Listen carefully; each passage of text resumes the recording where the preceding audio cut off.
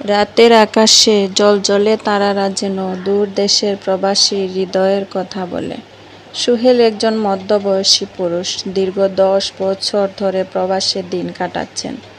তার বাড়ি বাংলাদেশের এক ছোট্ট গ্রামে। প্রাথমিকভাবে সুহেল প্রবাসে পাড়ি জমানোর কারণ ছিল পরিবারের আর্থিক অবস্থা। নিজ হাতে পরিবারের অর্থনৈতিক অবস্থার উন্নতি করার স্বপ্ন নিয়ে তিনি বিদেশে পা রাখেন। প্রথম যখন তিনি প্রবাসে আসেন, নতুন জায়গা, নতুন সংস্কৃতি, সব কিছুই অদ্ভুত লাগছিল। কাজের পরিবেশ, ভাষার সমস্যা, সংস্কৃতিগত ভিন্নতা, সব কিছুতেই মানিয়ে নেওয়া ছিল তার জন্য কষ্টকর। দিনের পর দিন এগিয়ে কাজ আর রাতের বেলা একা ঘরে ফিরতে যেন নিজের সত্তাটাই হারিয়ে ফেলেছিলেন সুহেল। নিজের পরিবারের জন্য অনেক ত্যাগ স্বীকার করলেও এক ধরনের অদ্ভুত শূন্যতা তার মনকে গ্রাস করে। প্রথম প্রবাসে আসার পর সুহেল নিয়মিতই পরিবারের সাথে ফোনে কথা বলতেন, যোগাযোগ রাখতেন। কিন্তু সময়ের সাথে সাথে তার পরিবারের সদস্যরা ব্যস্ত হয়ে পড়ল। ছেলেমেয়েরা বড় হলো, স্কুল কলেজ নিয়ে ব্যস্ত তারা।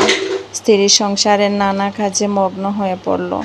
সুহেল বুঝতে পারলেন পরিবারের সাথে তার সম্পর্ক শারীরিক নয়, মানসিকও হয়ে উঠেছে। তিনি প্রায়ই স্মৃতির জগতে হারিয়ে যেতেন ছোটবেলার সেই দিনগুলোর। যখন পিতামাতার সাথে গ্রামের পথে হাঁটতেন, যখন পরিবারের সবাই মিলে একসাথে খাবার খেতেন, এসব স্মৃতি তাকে একাকিত্বের মাঝে কিছুটা স্বস্তি এনে দেয়।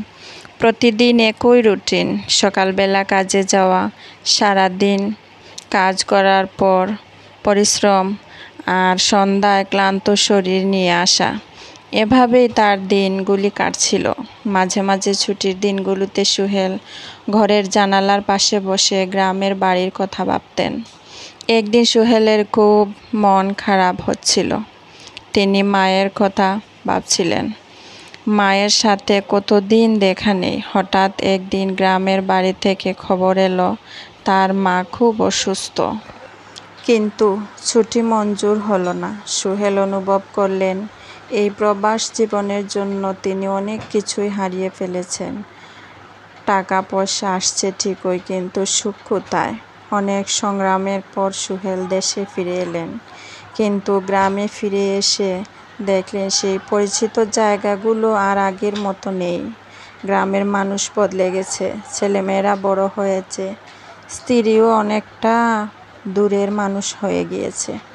সুহেল বুঝতে পারলেন অর্থ দিয়ে সব কিছু কেনা যায় না, সময়কে ধরে রাখা যায় না। প্রবাস থেকে ফিরে এলেও তার ভিতরে সেই একাকিত্বই রয়ে গেল। প্রিয় ভিউয়ার্স, এই গল্পটি একটি সত্য ঘটনা অবলম্বনে বানানো। আমাদের এই গল্পটি কেমন লাগলো কমেন্ট বক্সে জানিয়ে দিবেন। চ্যানেলটি সাবস্ক্রাইব করে পাশে থাকবেন। ধন্যবাদ সবাইকে।